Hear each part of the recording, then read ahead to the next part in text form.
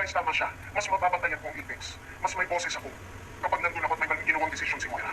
Walang nagawa si Annalyn sa kanyang mga hinala dito kay Doc Carlos.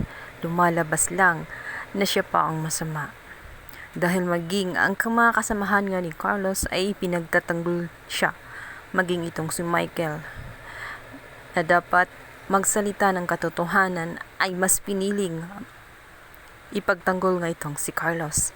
Yan naman, tuwang-tuwa na naman ang demonyo dahil nakakalusot na naman siya sa kaniyang mga masamang gawain. Dahil nga sa sinabi ni RJ na ang ballpen na yun ay nasama lang sa kanyang sintas. At siya ang dahilan kung bakit napunta doon sa kanyang kinatatayuan. Kaya naman hindi na naman nabigyan ng linaw ang naturang insidente.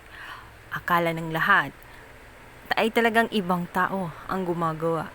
Ngunit ang totoo ay talagang si Doc Carlos ang may gawa. Wala nang ang choice si Annalyn kundi maghingi ng paumanhin dito nga kay Doc Carlos. Kahit nalabag sa kanyang kalooban, kahit na matindi pa rin ang kanyang paniniwala na posibleng si Doc Carlos lang ang pwedeng gumawa sa kanya nun dahil nakita niya ito kung paano ito maggalit. Bagay na hindi alam ng kanyang ina dahil tanging sa kanya lamang lumilitaw ang pag-uugali ni Doc Carlos. Tuwing magkasama nga sila ni Lynette ay nag-iiba ang kanyang mood. Tila baga two faces nga itong si Doc Carlos. Ang mahirap nito kung naikasal na nga itong si Lynette dito kay Doc Carlos at doon lalabas ang tunay niyang kulay. Samantala, dumating na nga itong si RJ sa kanyang bahay. Doon niya sinalaysay ang lahat ng tungkol sa nangyari doon sa bachelor's party nga nitong si Doc Carlos. Sinabi ni Giselle na maaaring ang totoo ang hinala nitong si Annalyn dahil nagawa pala niyang suntukin itong si Carlos. Maaaring gumanti ito sa kanya. Subalit nga dahil wala silang matibay na ebidensya, as ang kutob ni Giselle na nagsasabi ng katotohanan si Annalyn, hindi naman ugali ni Annalyn ang magsisinungaling at ipapahamak ang sinumang tao na walang ginagawang masama. Siguro nga'y ramdam din ni Giselle ang totoong kulay nitong si Carlos.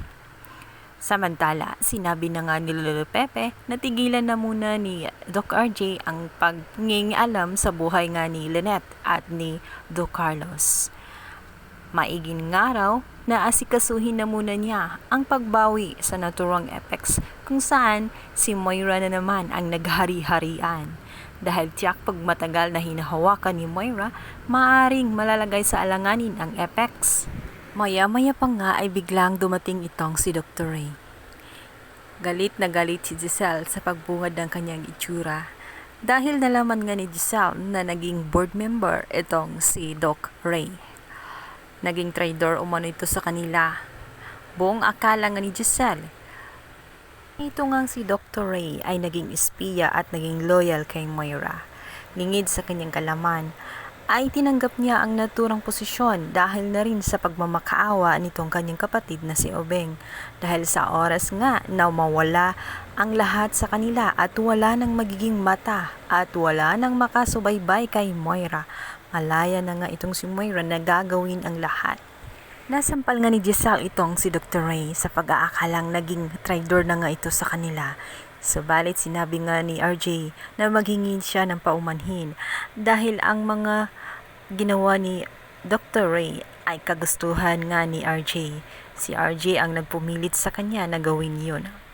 Alang-alang sa Apex. Kapatid kasi ni RJ na malaki ang maitutulong ni Dr. Ray para hindi lalong lumubog ang Apex.